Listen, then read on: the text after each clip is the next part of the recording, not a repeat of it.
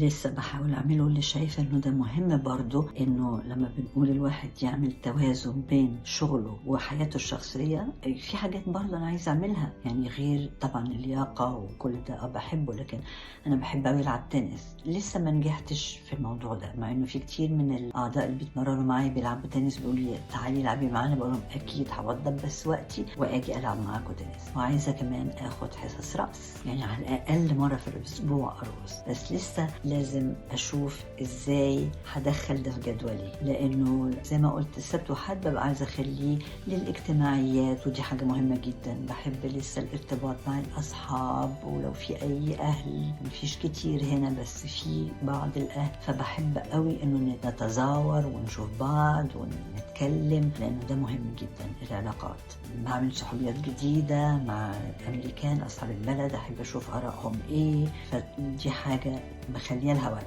اللي لسه بقى ما خلقتلوش وقت وإن شاء الله عايزة أخلق له وقت، اللي هو مرة في الأسبوع أرقص، ويمكن مرة كل أسبوعين ألعب تنس. فده بيعيد النشاط بتاع الواحد، بيجدد، بيرفع المعنويات، بيخلي الواحد حابب شغله أكتر.